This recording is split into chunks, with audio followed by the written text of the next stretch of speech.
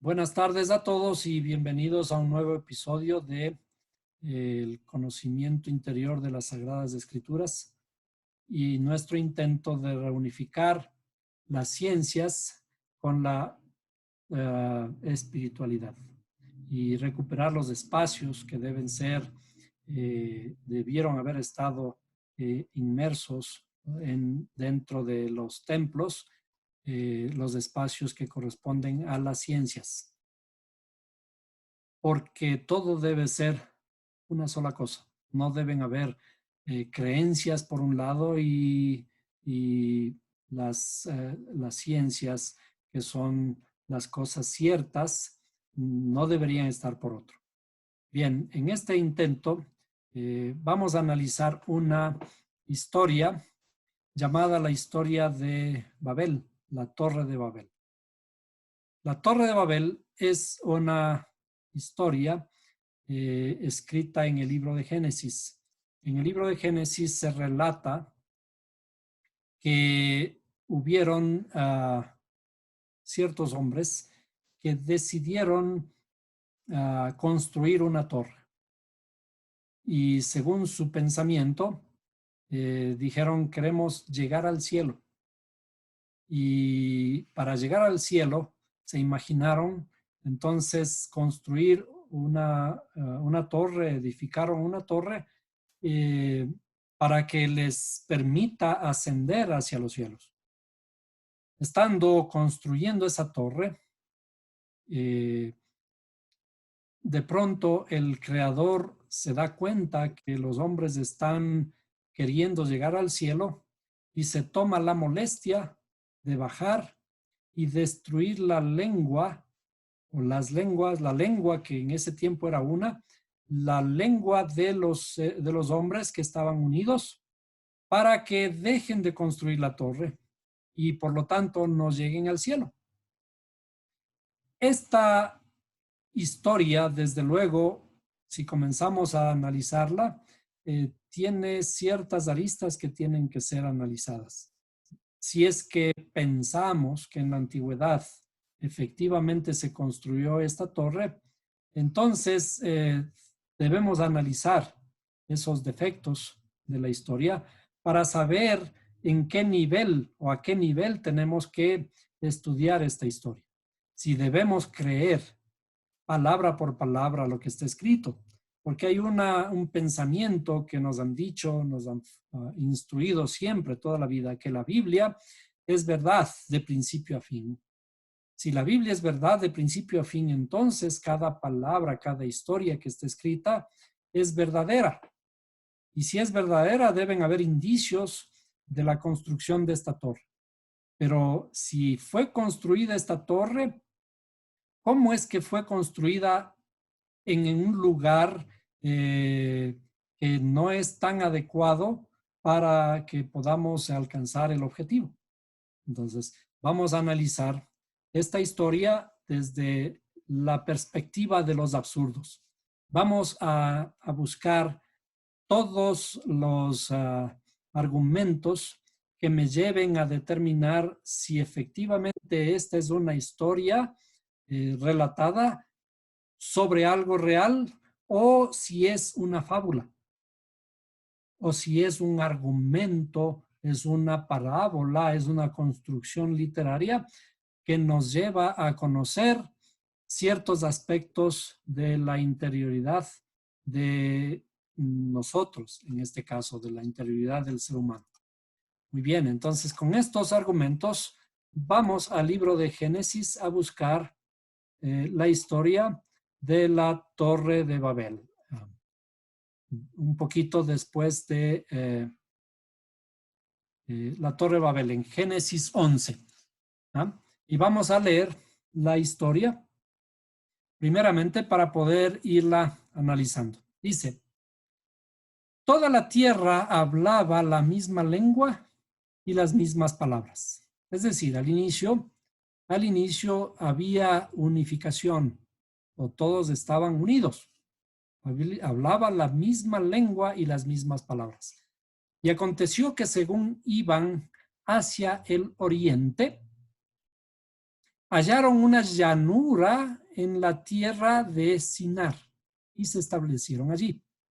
Y se dijeron unos a otros, vamos, fabriquemos ladrillos y cosámoslo bien.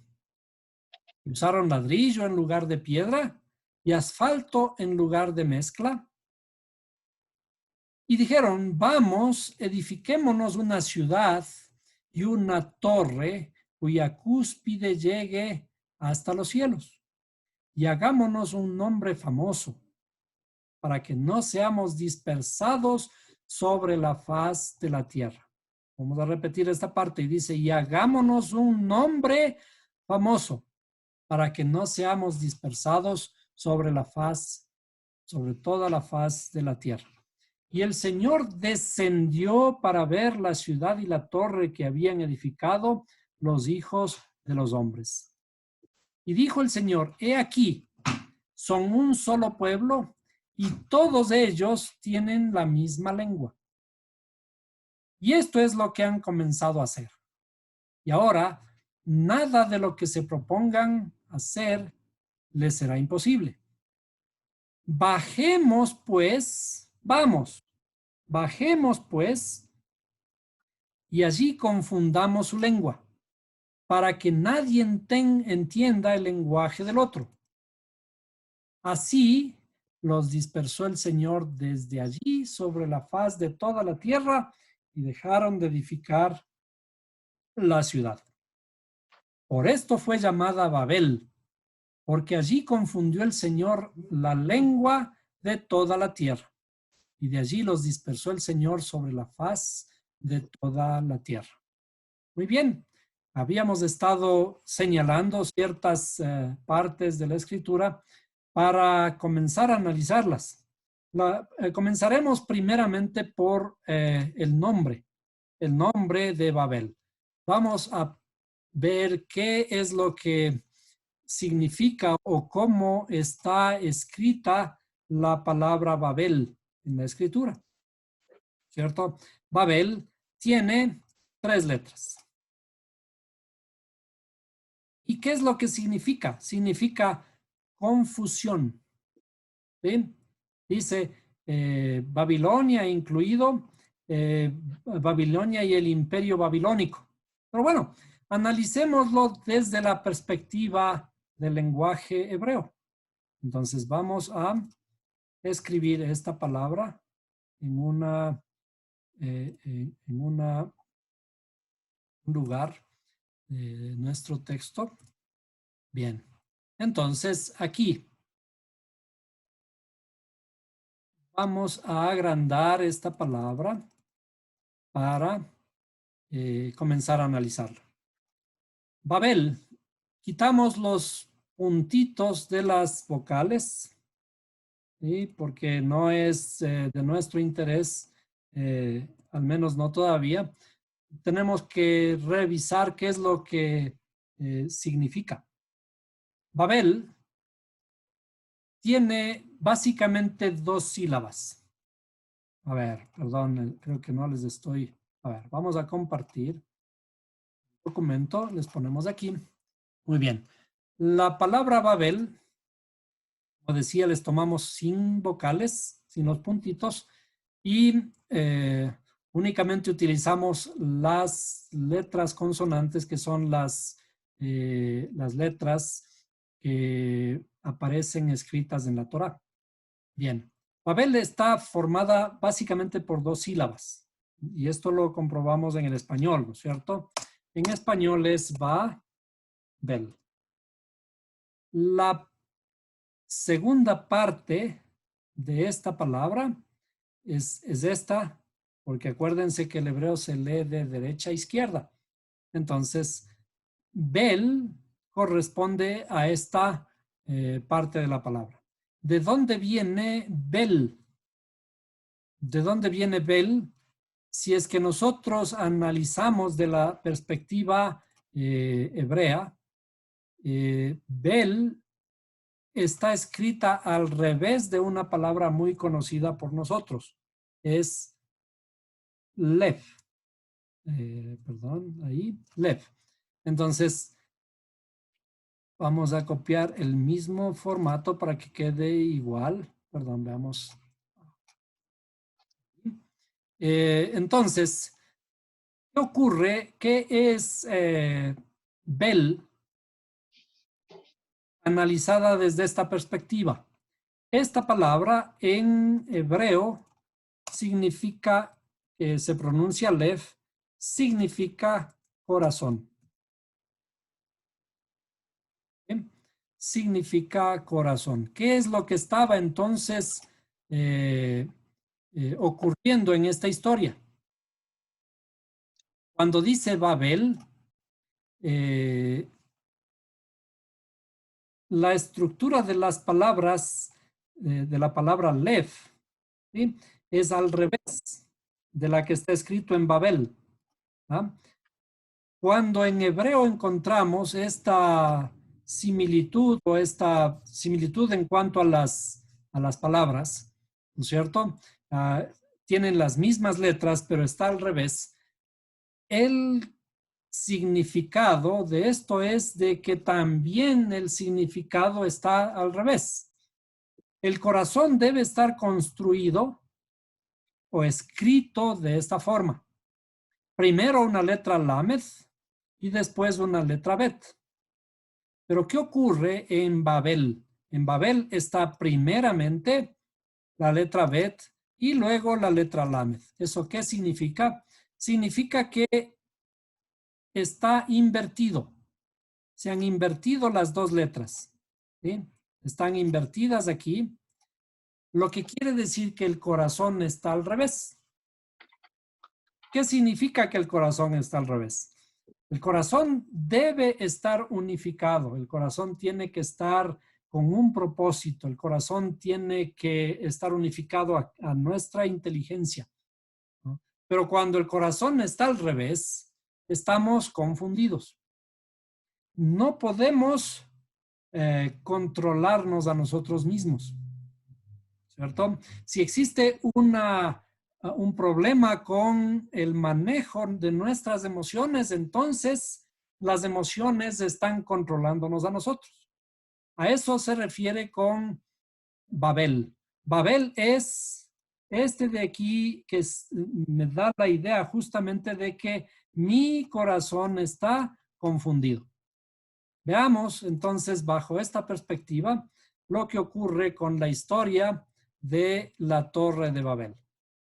Veamos. Dice, toda la tierra hablaba una misma lengua y las mismas palabras. Bueno, el deseo del ser humano desde el principio está impregnado en el ser humano, el ser uno.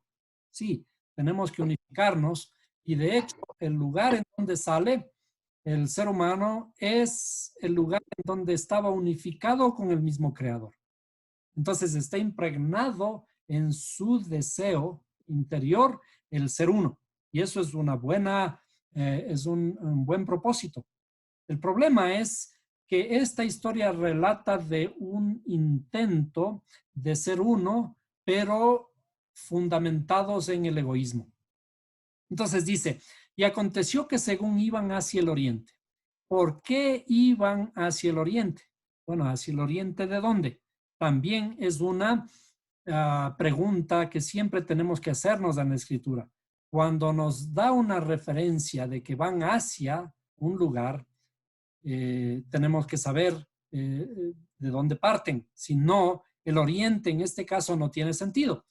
¿Qué significa el oriente? Aquí tiene una palabra, la palabra hebrea kedem. Y la palabra hebrea kedem es o está relacionada con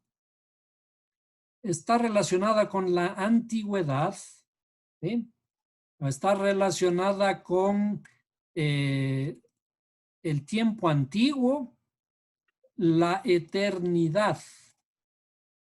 Está relacionada con el pasado, con el principio, ¿sí? Entonces, en realidad, para poder analizar la escritura, tenemos que tener ciertas bases, ciertas convicciones respecto del contenido del pensamiento hebreo.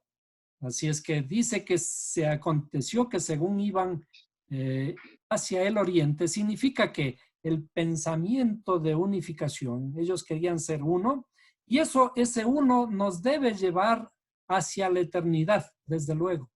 ¿Y dónde está la eternidad? Hacia el cielo. Y eso está bien. Entonces, el problema está en las bases que utilizan para esto. Entonces, sigamos. Dice, hallaron una llanura en la tierra de Sinar. ¿Qué es una llanura? Generalmente aquí se traduce como valle también. Podemos ver, ¿no? Podemos ver las diferentes traducciones. Dice, hallaron una vega en la tierra. Comparemos este verso en las diferentes versiones, ¿no? Dice una llanura en la tierra de Sinar, una vega, aquí también habla llanura, y en algunas versiones dice simplemente valle, vega o valle, ¿no? Para tener un poquito más de confianza en lo que vamos a decir, utilicemos estas traducciones.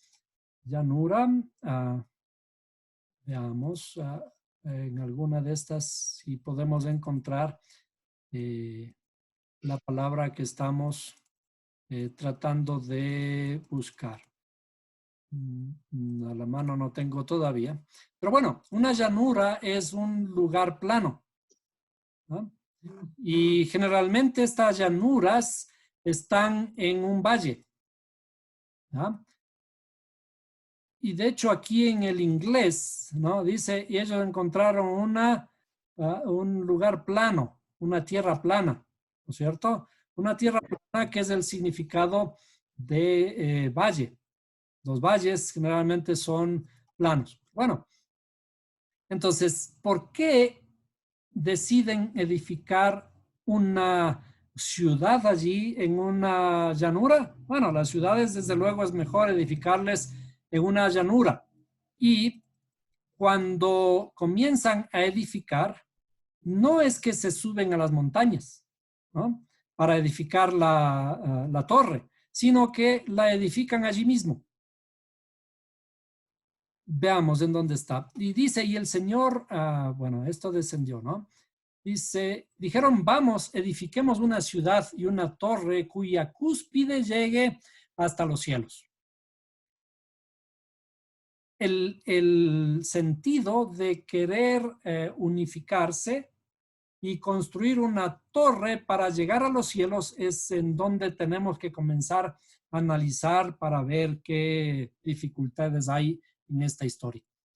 La primera pregunta es, ¿quieren ellos edificar una ciudad y una torre para que llegue hasta los cielos? ¿En dónde están los cielos? ¿De qué cielos está hablando? Si es que nosotros asumimos esta historia con los conocimientos que hasta ahora tenemos, ¿qué son los cielos? Los cielos para nosotros son arriba. ¿Qué está arriba? Arriba vamos a dibujar aquí, por ejemplo, ¿no? Conocemos, los cielos están por acá arriba en las nubes. A ver, perdón, vamos a poner de este color, ¿cierto?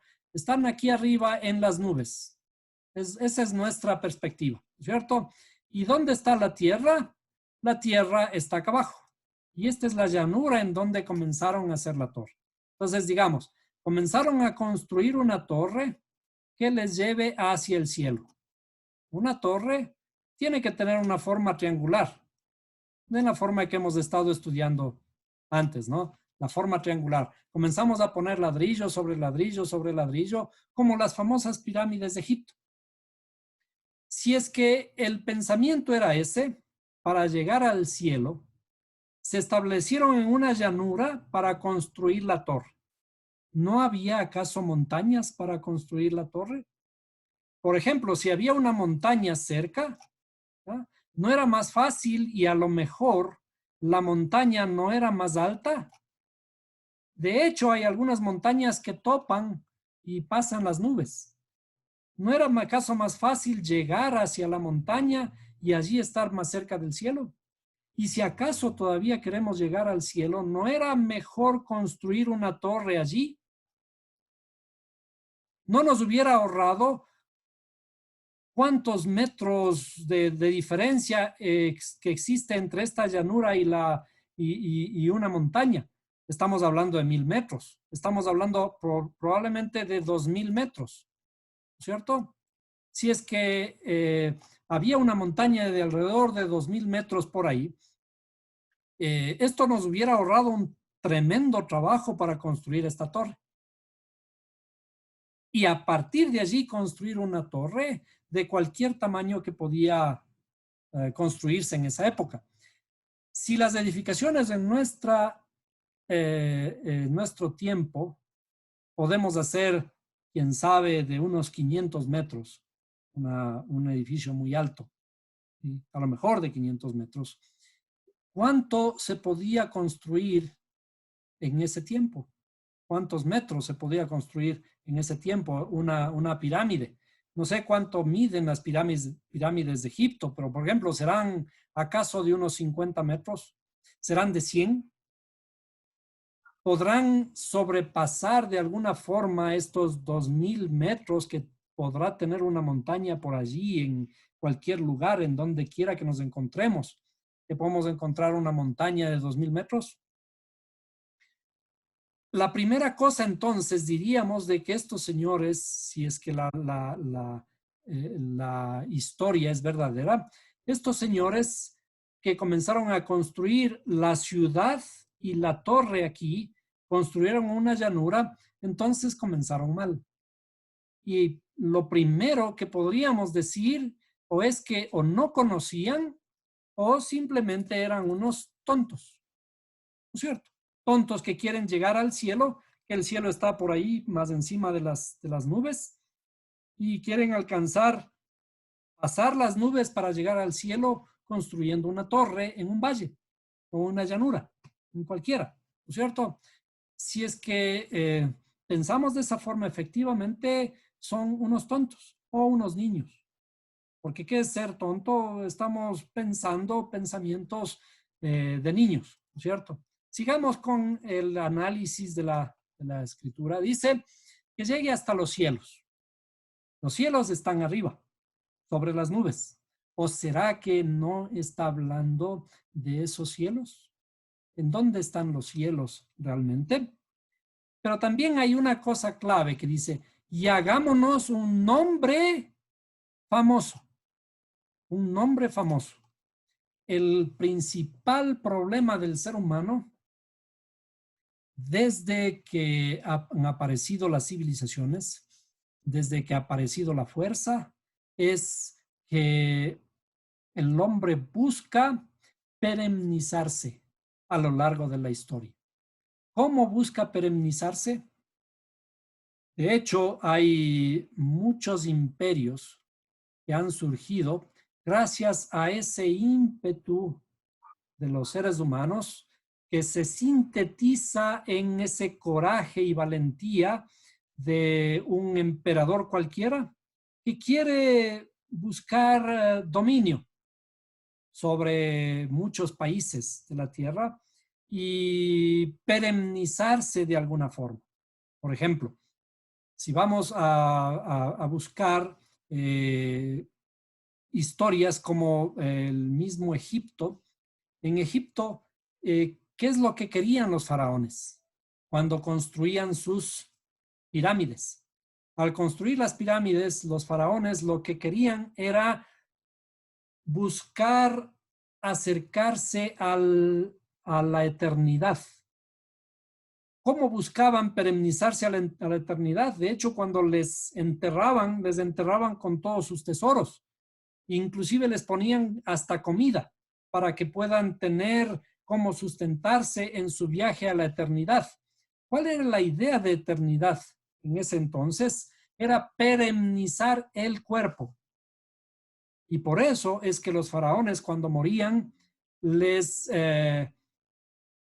trabajaban su cuerpo, les formalizaban, les hacían ciertos trabajos internos, sacando todos sus órganos internos para mantener su figura, y al guardarlos allí en las pirámides, ellos creían que podían vivir eternamente.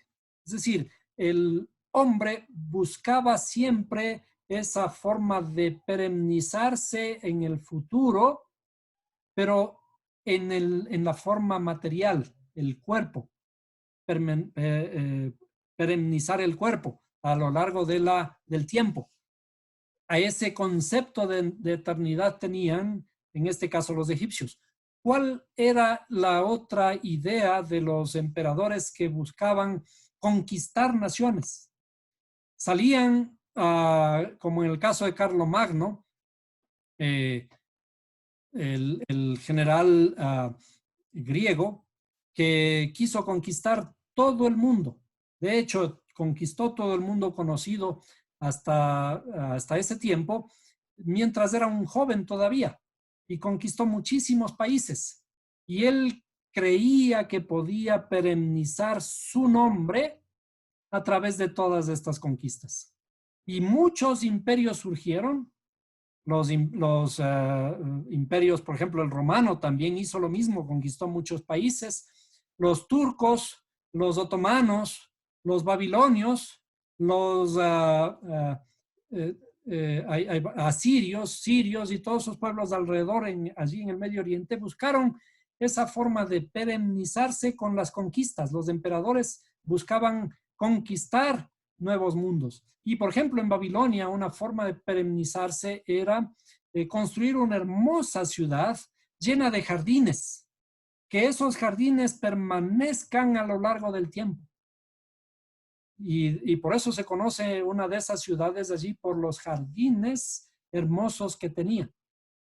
Pero ninguno de estos imperios ha permanecido hasta el día de hoy. Todos los imperios que buscaron la eternidad a través de la eternidad física, la eternidad a través de la conquista de los pueblos, ninguno de esos imperios está en pie todavía. Entonces, la forma de buscarse esa perennización, desde luego que es buscarse un nombre. El nombre es la esencia de perennizarse hacia el futuro. Y esta es la idea que está inmersa en el ser humano, y de hecho está inmerso en el pueblo hebreo que relata la Biblia. ¿Cómo lograr una perennización en el tiempo, esa eternidad a lo largo del tiempo, que no implique la perennización del tiempo como los egipcios, del cuerpo, la perennización del cuerpo como los egipcios, o a través de construir ciudades? La única forma de traspasar el tiempo es a través de crear un nombre que sobrepase el tiempo. Y de hecho, ¿cómo es que conocemos nosotros a los grandes famosos de la antigüedad hasta el momento? Cuando nombramos a un sabio famoso cualquiera, puede ser, por ejemplo, Aristóteles. ¿Cómo es que Aristóteles ha logrado perennizarse en el tiempo? ¿Cierto? Es a través de otros conceptos, los conceptos de traspasar las ideas. Cuando traspasamos las ideas, entonces estamos buscando ese nombre famoso que tan solo nombrándolo podemos recordar y recordar todas sus ideas. Y entonces, la forma de perennizarse hacia la eternidad es una cuestión muy intrínseca del ser humano. Siempre buscamos la vida eterna. ¿Pero qué es la vida eterna? La vida eterna, según se entiende ahora bajo el pensamiento hebreo, va más allá de perennizarse físicamente. Y aquí está el secreto de perennizarse. Justamente dice, y hagámonos un nombre famoso. Ese nombre famoso va a poder traspasar las barreras del tiempo. Y entonces dice Y el Señor descendió para ver la ciudad y la torre que habían edificado los hijos de los hombres. Y dijo el Señor, he aquí, son solo un solo pueblo y todos ellos tienen la misma lengua. Y esto es lo que han comenzado a hacer y ahora nada de lo que se propongan hacer les será imposible. Eso me parece correcto, ¿no es cierto? Cuando alguien se empeña en un fin, no hay nadie quien lo saque.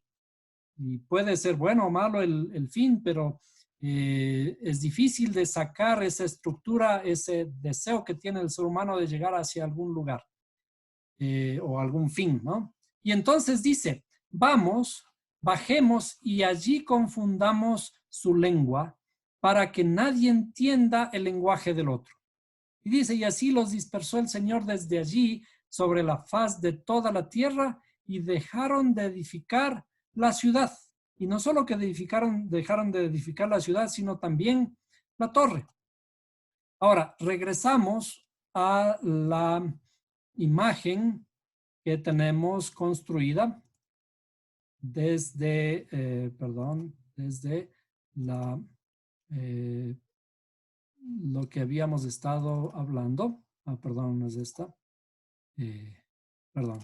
Entonces, vamos al documento. Decíamos que los seres humanos habían edificado una torre en un valle, ¿sí? Y construyeron aquí esta torre y construyeron la ciudad, ¿sí? Y querían llegar al cielo. Pero en el cielo, el creador se da cuenta que el ser humano va a llegar al cielo, va a llegar donde está él y no quería que llegue.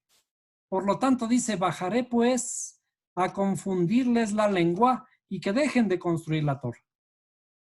Como habíamos estado analizando, si es que el ser humano, los hombres, querían llegar al cielo y el cielo estaba un poco más arriba de las nubes, ¿no era más fácil subir a las montañas y construir allí una torre? Y ahora que hemos subido a las montañas, la mayoría, aunque sea en vehículo, hemos subido a una montaña alta,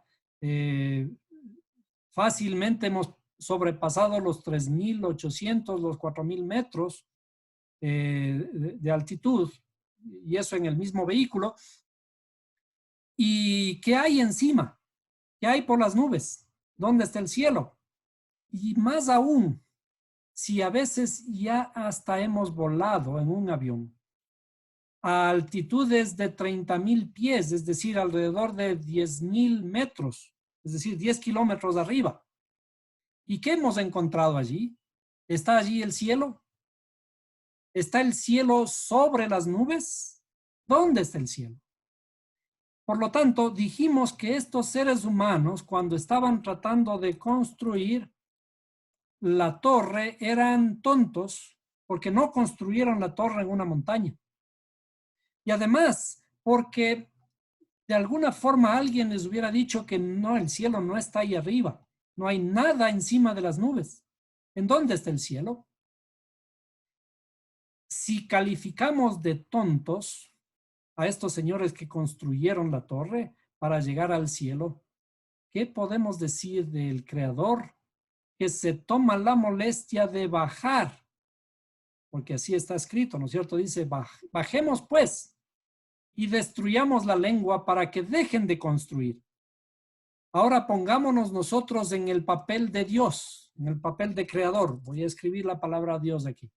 Nos ponemos en el papel de Dios. Si nosotros estamos viendo que los hombres están construyendo una torre para llegar hacia donde yo estoy y sé que no van a poder llegar, ¿qué hago? ¿Me tomo la molestia de bajar a confundirles la lengua para impedirles que sigan trabajando? ¿Qué calificativo entonces le daría también a Dios? ¿Sí? ¿Le podré entonces decir también tonto? ¿Sí? ¿El creador es o actúa también como un tonto? ¿Sí? A este nivel podemos llegar a estas conclusiones. al nivel de la literalidad de la escritura. Cuando entendemos la escritura o nos quedamos únicamente en el nivel literal de la escritura, sin conocer los otros niveles de interpretación, entonces somos como niños, somos tontos, porque la Torá está escrita en 4 diferentes niveles. ¿Sí? El primer nivel que nosotros entendemos, este nivel es el nivel de tontitos, de niños. ¿Sí? Aquí, el primer nivel. La literalidad, lo que dice el texto y nada más. Entonces, la Torre de Babel es una historia de niños. Pero ahora vamos a pensar que estas historias son fabulosas. ¿Por qué son fabulosas? ¿Sí? Son historias fabulosas y también son historias fantásticas. ¿Por qué son historias fantásticas? ¿Ah? Porque son fantasía. ¿Por qué son fabulosas? Porque son fábulas. Pero dentro de esas fábulas y de esas fantasías, hay otro mensaje que está encima, que tenemos que escarbar para poderlo encontrar. Entonces, hay otro nivel, el nivel del significado o el nivel parabólico. El nivel del secreto y el nivel del oculto. Lo que está adentro, que es mucho más hermoso todavía. A todo esto se le conoce en la escritura como el paraíso, o en hebreo, el pardes. El pardes. El pardes, que significa que tenemos que encontrar todo lo que está oculto entre esas líneas. El creador baja para confundirles la lengua y que después se dispersan por sobre la tierra, etc. Siempre que hablamos de tierra, en todas estas clases que hemos tenido, cuando habla de tierra, está hablando de mi interioridad. Si en nuestra interioridad no somos uno, estamos divididos. Eso es lo que en realidad ocurrió al principio. El creador vino a confundirme la lengua interna, mis lenguas, y me hizo diferente. Todas mis entidades están desordenadas y vacías. ¿Y qué es lo que debo hacer para encontrar el cielo? Para encontrar el cielo tengo que hallar unidad entre mi pensamiento, el habla y la acción. Si es que estos tres se corresponden, lo que hablo y lo que hago corresponden con lo que pienso, entonces soy uno. Pero si lo que hablo y lo que hago no corresponden a mi pensamiento, entonces estoy en divorcio, estoy dividido. Mi tierra está dividida y los personajes de esta historia están divididos en la tierra. Entonces, ¿cuál es el principal problema del hombre? El principal problema del hombre es que en su interioridad no hay armonía. El inicio de todo el problema del hombre es precisamente esta desarmonía en su interioridad.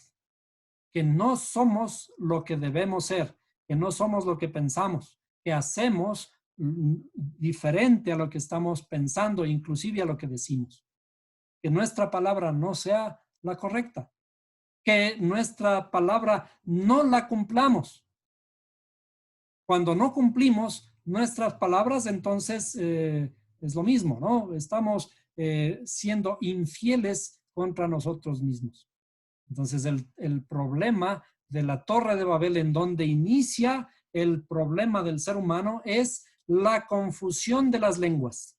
A este nivel se le conoce como la Torre de Babel.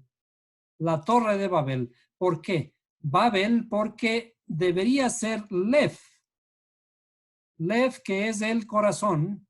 ¿Sí? Lev, que se escribe en hebreo de esta forma. Es decir, bueno, la transliteración es Lev, Y en hebreo corresponde a Lamed Bet. ¿Sí? Lamed Bet.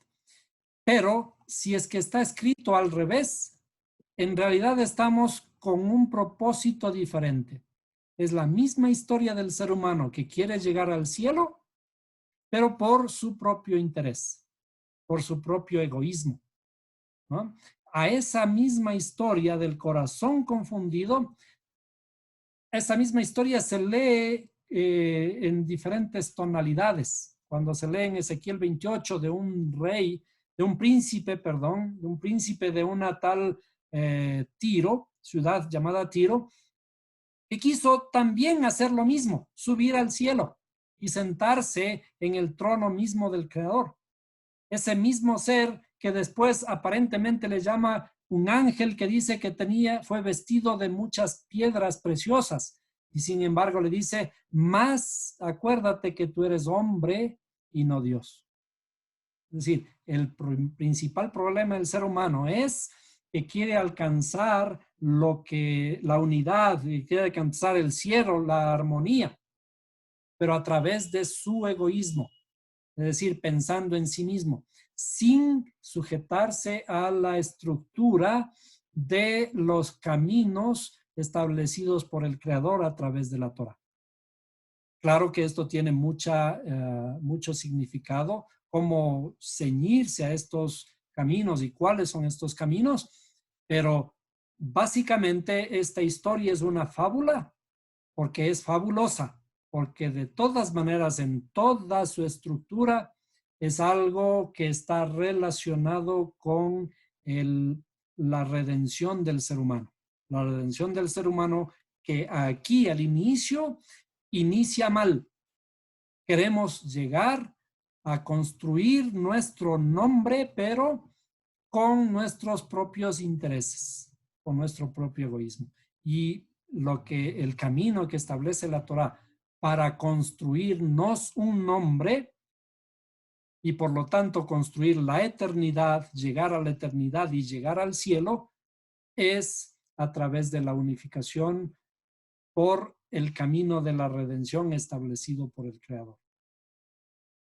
Entonces, las historias que tenemos que analizarlas en la Torah, todas de principio a fin, tenemos que ir descubriendo estas discrepancias.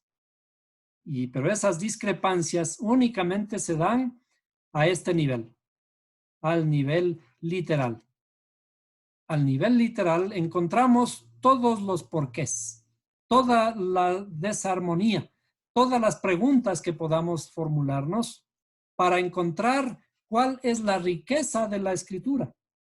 Y la riqueza se encuentra a este nivel, al nivel de la fantasía, al nivel de la fábula, pero esa fábula está hablando de los aspectos divinos que están en el cielo, los aspectos divinos arriba. Y por lo tanto, ¿en dónde está el cielo? El cielo no es un lugar. El cielo no está por sobre las nubes. Y como habíamos estado hablando en nuestras clases, el cielo, cuando la escritura habla de que en el principio creó Dios los cielos y la tierra, en realidad está hablando de cosas sublimes en nuestra propia interioridad, los cielos y la tierra. Cuando comenzamos a entender el primer verso, dice, en el principio creó Dios los cielos y la tierra. Entonces, la tierra es nuestras cualidades emocionales y pragmáticas. Y los cielos corresponden a la intelectualidad. Los cielos son estas tres cualidades intelectuales del alma, como lo habíamos estado estudiando en varias clases bajo este mismo concepto. Muy bien, hasta aquí la clase de hoy. Entonces les espero el día de mañana en un nuevo episodio de las ciencias que se acercan hacia la Torah.